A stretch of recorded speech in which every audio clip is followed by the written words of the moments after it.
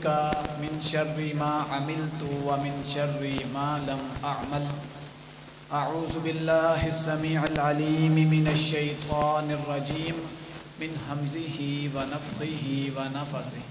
بسم الله الرحمن الرحيم. يا أيها المدثر قم فأنذر وربك فكبر.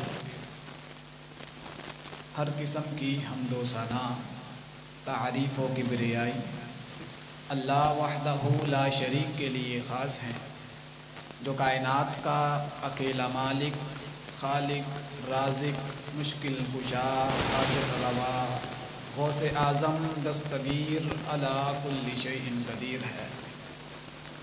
انگنت، لا تعداد، بے حد و بے شمار درود و سلام امام الانبیاء، امام اعظم، رہبر اعظم، اعلی حضرت جناب محمد الرسول اللہ صلی اللہ علیہ وآلہ وسلم کی ذات اقدس و اعلی و بالا پر. سامعین محترم، ہمارے آج کی خطبہ جمعہ کا موضوع ہے رسول اللہ صلی اللہ علیہ وآلہ وسلم کی پہلی دعوت. رسول اللہ صلی اللہ علیہ وسلم نے جب پہلی دعوت دی، اس کا آغاز ہوا تو اللہ رب العالمین نے سورۃ المدثر کی یہ آیات نازل فرمائیں. یا ایھا المدثر، اے چادر اوڑھنے والے، کپڑے اوڑھنے والے، اے اوڑھنی کو اوڑھنے والے، قم، کھڑا ہو، فانذر، پس ڈرا، وَرَبَّكَ فَكَبِّرْ، اور اپنے رب کی کبریائی کو بیان کر. یہ حکم اللہ رب العالمین نے محمد کریم صلی اللہ علیہ وسلم کو دیا. نبی رحمت علیہ الصلوۃ والسلام پر جب پہلی وحی نازل ہوئی وہ یہ تھی، اقرأ بسم ربک الذی خلق. پہلی 5 آیات سورہ علق کی نازل ہوئی تھی. اس کے بعد کچھ عرصہ نبی رحمت علیہ الصلوۃ والسلام پر وحی نازل نہیں ہوئی. آپ پریشان ہو گئے کہ وحی کیوں رک گئی، کیا معاملہ ہوا ہے. اللہ رب العالمین نے ایک دن جبریل امین کو بھیجا. حضور علیہ الصلوۃ والسلام غار کے اندر، غار حرا میں آپ تشریف لے جاتے تھے. آپ سوچ و وچار کیا کرتے تھے کہ یہ امت، یہ لوگ، یہ مکہ والے تمام بتوں کی پوجا کرتے ہیں، آپس میں قتل و غارت کرتے ہیں، بچیوں کو زندہ دفن کر دیتے ہیں، اپنے حکم مانتے ہیں، کوئی ضابطہ، کوئی اصول ان میں ہے ہی نہیں، انسانیت ہے ہی نہیں. بڑے پریشان تھے حضور علیہ الصلوۃ والسلام، غور و فکر کرتے اور دین ابراہیمی کے اوپر جو ابراہیم علیہ الصلوۃ والسلام کے طریقے کی عبادت تھی وہ غار حرا میں کیا کرتے تھے. اسی دوران رمضان المبارک کے اندر پہلی وحی نازل ہوئی تھی، اقرأ بسم ربک الذی خلق. اس کے بعد عرصہ گزرتا چلا گیا، وحی نازل نہیں ہوئی. اسی طرح آپ کا معمول، پھر غار حرا میں جاتے، غور و فکر کرتے. ایک روز آپ غار حرا سے باہر آ رہے تھے، اللہ رب العالمین نے ایک فرشتہ نازل فرمایا. وہ جبریل علیہ السلام تھے. ہر طرف اندھیرا سا چھا گیا. حضور علیہ الصلوۃ والسلام دائیں دیکھتے ہیں، بائیں دیکھتے ہیں، آگے اور پیچھے دیکھتے ہیں. ساری کیفیت ان کو عجیب محسوس ہوتی ہے کہ کوئی ہے بھی نہیں اور مجھے ایک رعب سا محسوس ہو رہا ہے. آپ علیہ الصلوۃ والسلام نے آسمان کی طرف چہرے کو اٹھایا، دیکھا کہ جبریل علیہ السلام کرسی کے اوپر بیٹھے ہوئے آسمان میں. اللہ اکبر. غور سے دیکھ کر معلوم ہوا کہ یہ تو وہی فرشتہ ہے جو مجھ پر کچھ عرصہ پہلے آیا تھا اللہ کی وحی لے کر. تو جبریل علیہ الصلوۃ والسلام اس وقت نازل ہوئے اور یہ آیات حضور علیہ الصلوۃ والسلام کو رب العالمین کی طرف سے پڑھ کے سنائی. یا ایھا المدثر قم فانذر. آپ نے کافی دیر اپنی غار میں وقت گزار لیا ہے، عبادات کر لی ہیں، قم، کھڑے ہوئیے، فانذر، اب ڈرائیں لوگوں کو، وَرَبَّكَ فَكَبِّرْ، اپنے رب کی بڑائی بیان کریں۔ اللہ اکبر، یہ حکم نازل ہونا تھا۔ حضور علیہ السلام نے تبلیغ شروع کر دی، دعوت شروع کر دی۔ سب سے پہلے اپنے یار ابو بکر کو کیفیت سنائی، اپنی بیوی خدیجہ کو سنائی، فوراً انہوں نے اس دعوت کو قبول کیا۔ وہ کیا دعوت تھی؟ اللہ رب العالمین نے فرمایا جاؤ لوگوں سے اس بات کی طرف لے کر آؤ لا الہ الا اللہ، کہ اللہ کے علاوہ کوئی الہ برحق نہیں۔ اللہ اکبر۔ آپ علیہ السلام کی یہ دعوت پہلے انتہائی خفیہ طریقے سے لوگوں تک پہنچی۔ جب اعلان ہو گیا کہ ڈرائیے اور اپنے رب کی کبریائی کو بلند کیجئے، اللہ اکبر، تو نبی رحمت علیہ السلام اٹھے، صفا کی پہاڑی پر چڑھے، مدینے والے مکہ والوں کو جمع کیا، کہنے لگے مکہ والوں سنو، اے آل ہاشم سنو، اے آل عبد مناف سنو، اے آل ابو طالب سنو، اے آل عبد المطلب سنو، میرا پیغام سنو، توجہ کرو۔ سارے متوجہ ہو گئے۔ اللہ اکبر۔ آپ علیہ السلام نے اعلان کیا کہ سنو، توجہ کرو، مجھے یہ بتلاؤ کہ میں نے تمہارے اندر 40 سال گزارے، تم نے مجھے کیسا پایا؟ سب نے یکجا ہو کر کہا کہ ہم نے آپ کو صادق اور امین پایا، ہم نے آپ کو صادق اور امین پایا ہے۔ اللہ اکبر۔ صحابہ کرام رضوان اللہ علیہم اجمعین جو چند تھے اس وقت، جو ایمان لے کر آئے تھے، انہوں نے تو بغیر کسی تصدیق کے، بغیر کسی معجزے کے ایمان لے کر آئے تھے، لیکن مکہ والے، شرک کا پردہ تھا، بات سمجھانی تھی۔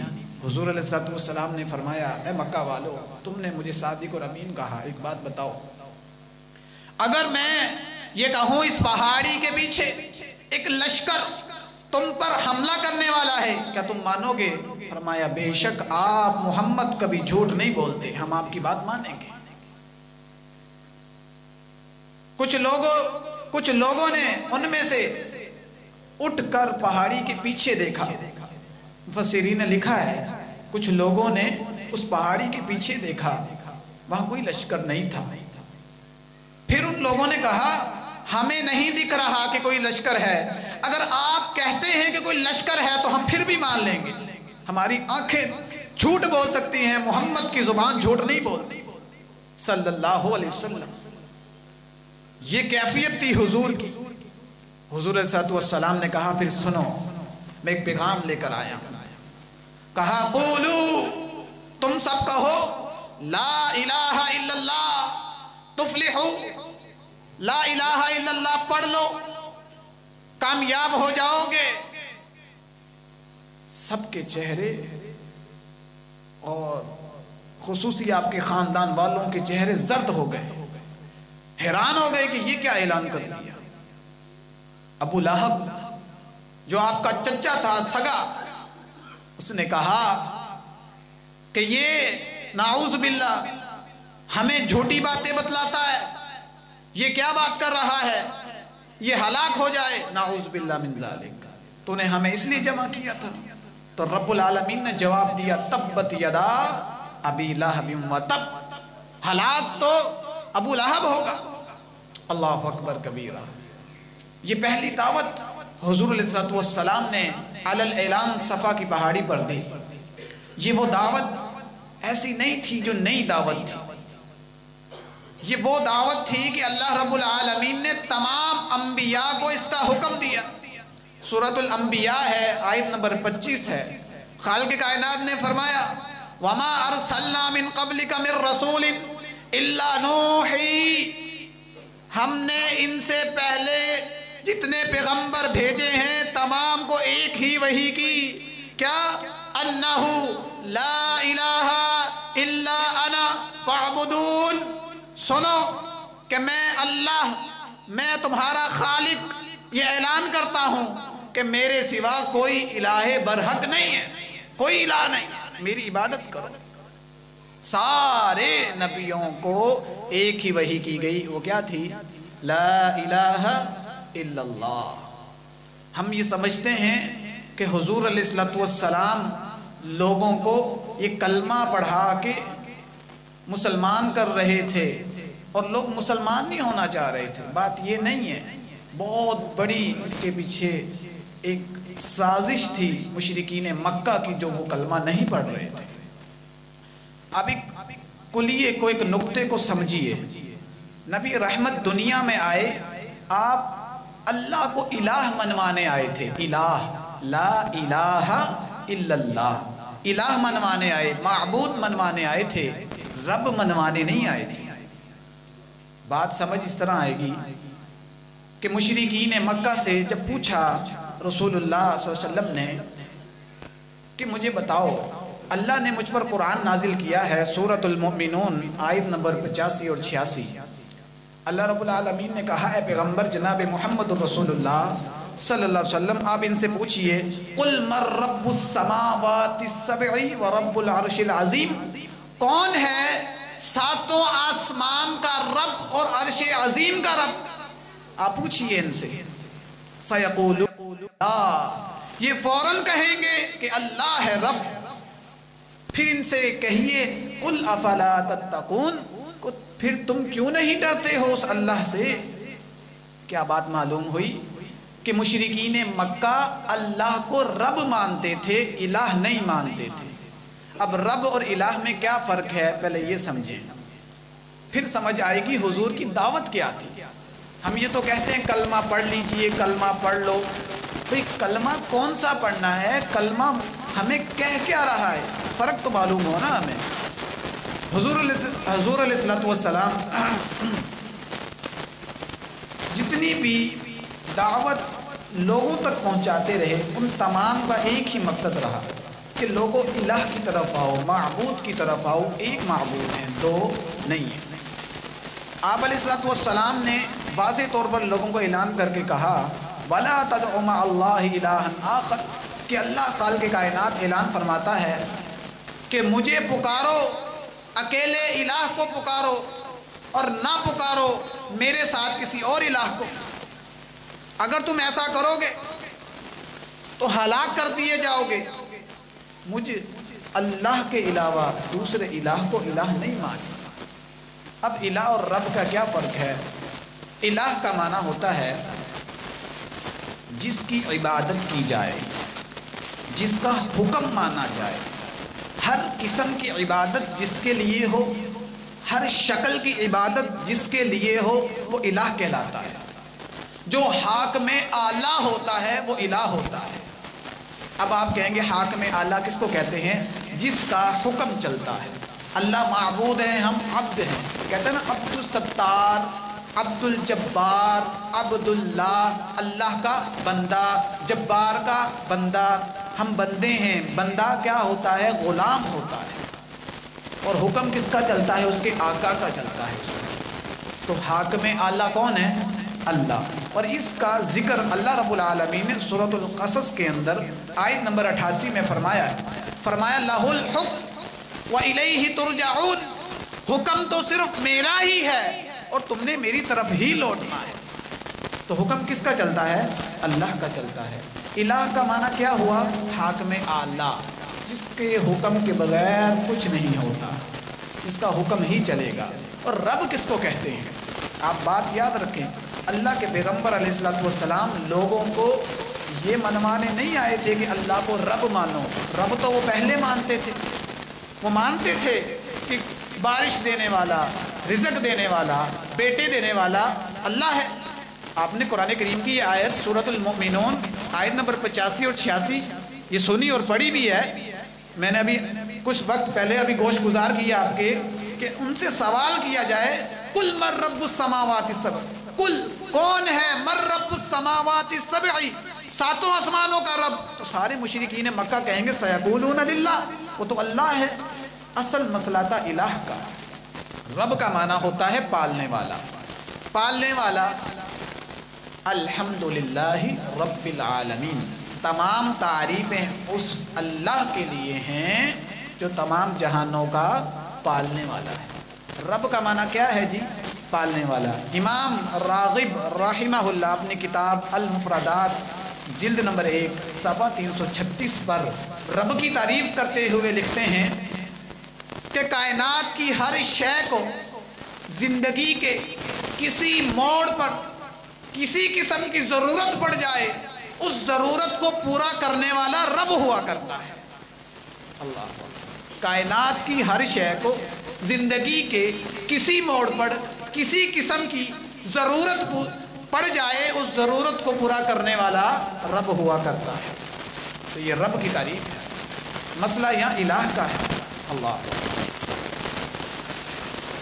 सरदार अबू लहब ये ऐसा बंदा था, जब इसके सामने ला इलाहा इल्लल्लाह पढ़ा गया, रखा गया, इसको पता लग गया मेरी सरदारी चली जाएगी। उस वक्त क्या होता था, हर कबीले के अंदर एक एक सरदार होता था। मानते वो अल्लाह को ज़रूर थे, लेकिन हुक्म वो उस कबीले के सरदार का मानते थे। कबीले के सरदार ने कह दिया ये हलाल, ये हलाल, इससे लड़ना है, इससे लड़ना है, ये खा लो, ये खा लो। वो कहते थे खाला से निकाह कर लो, ठीक है, फुप्पी से निकाह कर लो, फिर भी ठीक है। फैसला किसके पास आता था? कबीले के सरदार के पास। वो हाकिम आला बना हुआ था।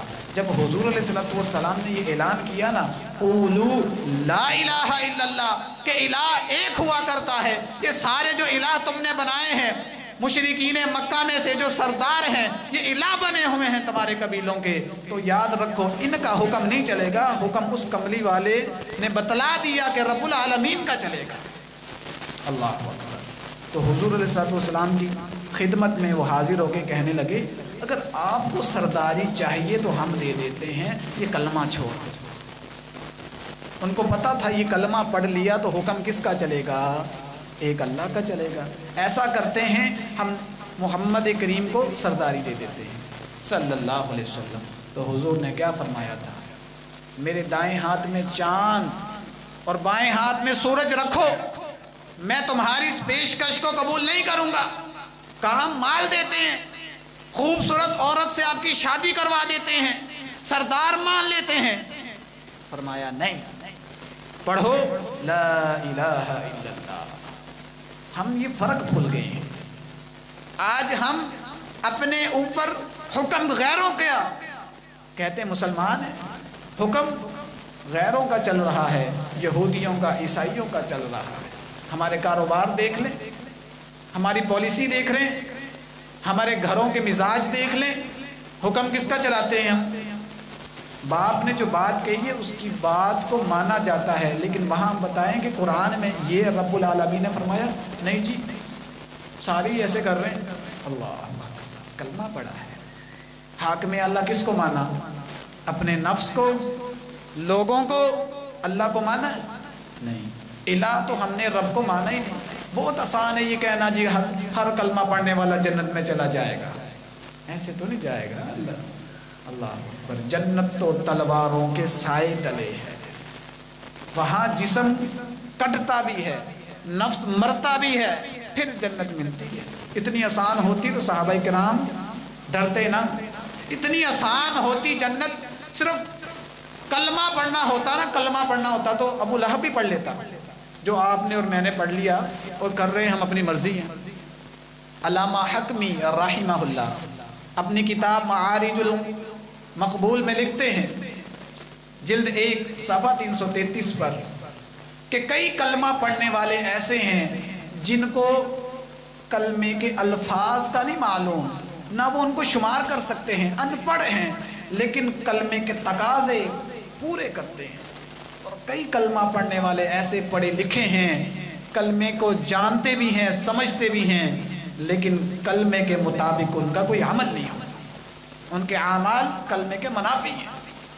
कलमा पढ़ना क्या है? अल्लाह को इलाह मानना। हुजूर अलैहिस्सलाम ने इस कलमे की खातिर सारे अरब को अपना जानी दुश्मन बना लिया, अपने बेगाने हो गए, ताल्लुक़ वाले बेताल्लुक़ हो गए, जानी दोस्त जानी दुश्मन बन गए। हुजूर अलैहिस्सलाम इस कदर परेशान कि मैं अल्लाह रब्बुल आलमीन का पैगाम लेकर आया हूँ, ये मानते नहीं। ایک روز نبی رحمت علیہ السلام مسجد نبوی میں تشریف فرما، اللہ اکبر، آپ کو اپنا وہ وقت یاد آ گیا جو مکے میں تھا، اللہ اکبر۔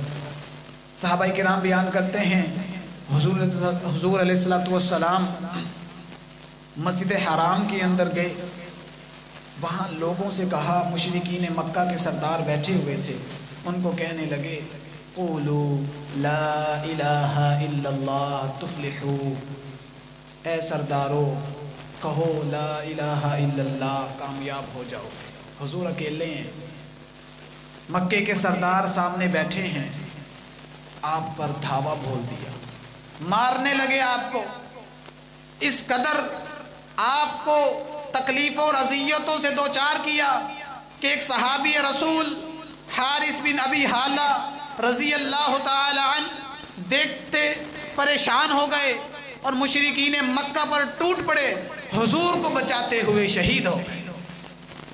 یہ پہلے شخص تھے، پہلا مرد تھا جو اسلام کی خاطر شہید ہوا، حارث بن ابی حالہ۔ حافظ ابن حجر رحمہ اللہ نے الاصابہ فی تمیز الصحابہ جلد 1 صفحہ 696 پر لکھا ہے، یہ پہلے شخص تھے جو رکن یمانی کے پاس بیت اللہ کے اندر شہید ہو گئے۔ کس کی خاطر؟ لا الہ الا اللہ کی خاطر۔ اللہ اکبر۔ حضور صلی اللہ علیہ وسلم فرماتے ہیں کہ مجھ پر اس قدر ظلم کیا گیا ہے، اذیتیں دی گئی ہیں کہ قیامت تک کسی امتی کو اتنی اذیتیں نہیں دی جائیں گی جتنی تکلیفیں میں نے برداشت کی ہیں۔ نبی رحمت علیہ السلام فرمانے لگے، لوگوں جو مصیبت مجھ پر آئی ہے، پہاڑوں پر آئے تو پہاڑ ریزہ ریزہ ہو جائے، جو تکلیفیں میں نے دیکھی ہیں تم نہیں دیکھ سکتے۔ اللہ اکبر۔ اسی طرح صحابہ کرام دیکھ لیجئے، آپ نے حدیث تو سنی ہے نا، یہ مسند حمیدی کی حدیث ہے، من قال لا الہ الا اللہ مخلصا من قلبی او یقینا من قلبی دخل الجنہ ولم تمسہ من النار، ایسے شخص کو جس نے یہ کہا لا الہ الا اللہ، اللہ کے علاوہ کوئی الہ نہیں ہے، اور اس نے مخلص ہو کر دل کے ساتھ یقین کے ساتھ کہا، فرمایا دخل الجنہ، وہ جنت میں داخل ہوگا، ولم تمسہ من النار، اور جہنم اس کو چھوئے گی نہیں۔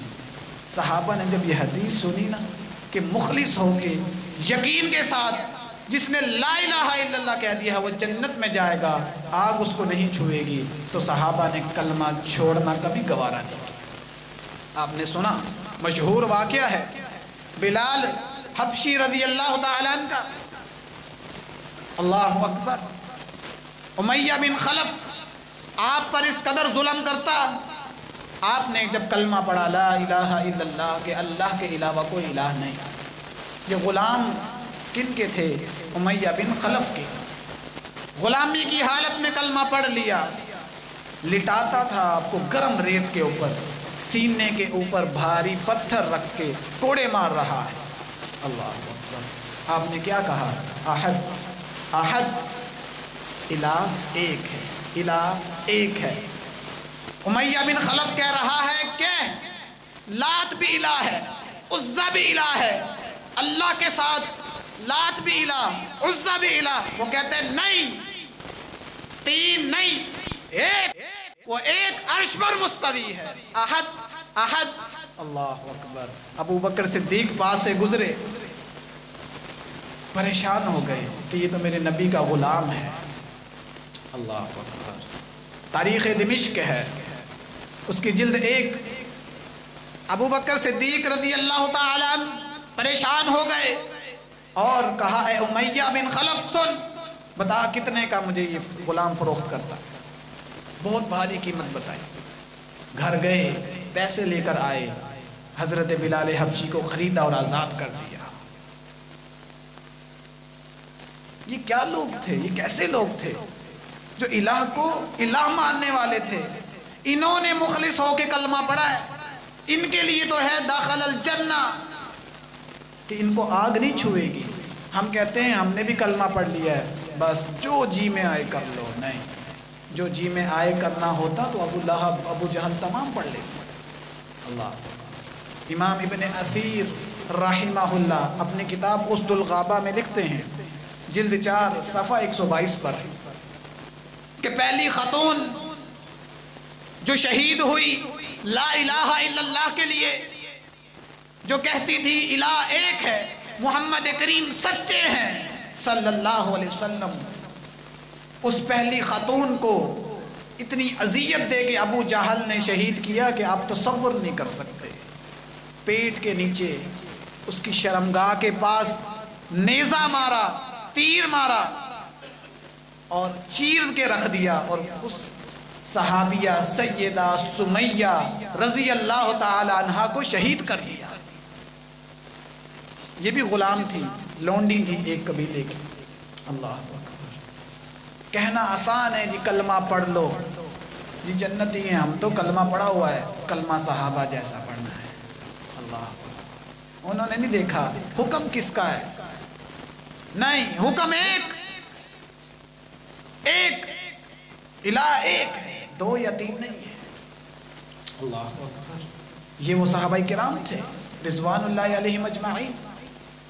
مصعب بن عمیر رضی اللہ تعالی عنہ، علامہ ذہبی رحمہ اللہ اپنی کتاب اعلام النبلاء میں لکھتے ہیں جلد 1 ہے صفحہ 147 پر کہ جب مصعب بن عمیر جیسے امیر شخص نے کلمہ پڑھا تو ان کے ساتھ کیا بھی تھی.